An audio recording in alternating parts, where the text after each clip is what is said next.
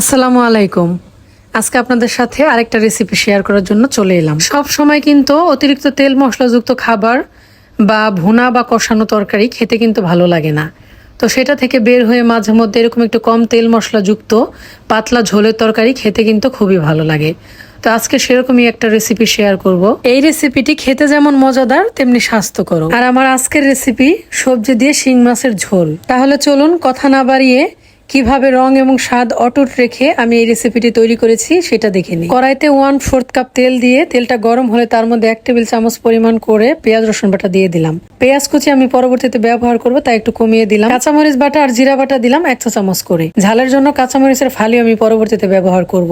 তো বাটা মশলার যে একটা কাঁচা গন্ধ থাকে, এই গন্ধটা দূর করার জন্য 2 মিনিটের মতো ভেজে নিতে হবে। তো 1 মিনিট পর আমি এর মধ্যে আবার আদা বাটা দিয়ে দিলাম 1 চা চামচ পরিমাণ। এটা ওই সাথে দিলেও হতো, এখন দিলেও সমস্যা নাই। স্বাদ মতো লবণ দিয়ে দিলাম। আরো 1 মিনিট ভেজে নিয়ে উঁচু করে 1 চা চামচ পরিমাণ হলুদের গুঁড়া দিলাম। এই তরকারিতে আমি 1 মুঠ পরিমাণ পালং শাক ব্যবহার করব, এই জন্য হলুদটা একটু বাড়িয়ে দিলাম। তাই হলুদটা একটু পরিমাণের চেয়ে বেশি না দিলে তরকারির রংটা কিন্তু ভালো দেখাবে না। মশলাটা ভালো করে কষাতে হবে, তাই আমি একটু পানি দিয়ে দিই। আর এদিকে আমি লাস্ট বারের মতো মাছগুলো ধুয়ে নিচ্ছি। এখন এগুলোকে এই মশলার মধ্যে দিয়ে দিব, যাতে একই সাথে মাছগুলো কষানো হয়ে যায়। এখন হালকা হাতে নাড়াচাড়া করে 2 থেকে 3 মিনিটের মতো মাছগুলো কষিয়ে নিব।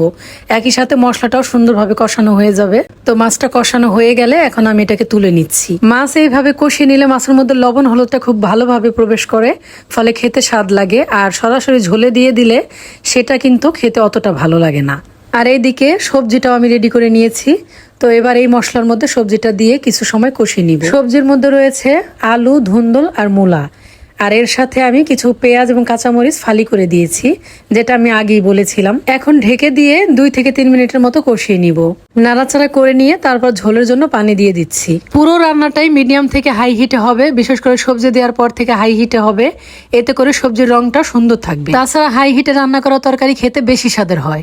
এখন ঢেকে দিয়ে চুলার হিটটা বাড়িয়ে কয়েক মিনিট জাল করে নিব, অর্থাৎ বলক আসা পর্যন্ত জাল করে নিব। তো যখন খুব ভালোভাবে তরকারিতে বলক এসে যাবে, সেই সময় কষিয়ে রাখা মাছটা দিয়ে দিব। সেই সাথে আমি যে শাকের কথা বলেছিলাম, অর্থাৎ অল্প কিছু পরিমাণ পালং শাক আমি ধুয়ে পরিষ্কার করে রেখেছি, সেই শাকটাও দিয়ে দিব। এরকম ঝোলের তরকারিতে শাক পাতা ব্যবহার করলে তরকারিটা দেখতেও যেমন ভালো লাগে, তেমনি খেতেও কিন্তু অনেক মজা লাগে। শাকের পাতাগুলো তরকারির রসে টইটুম্বর হয়ে থাকে।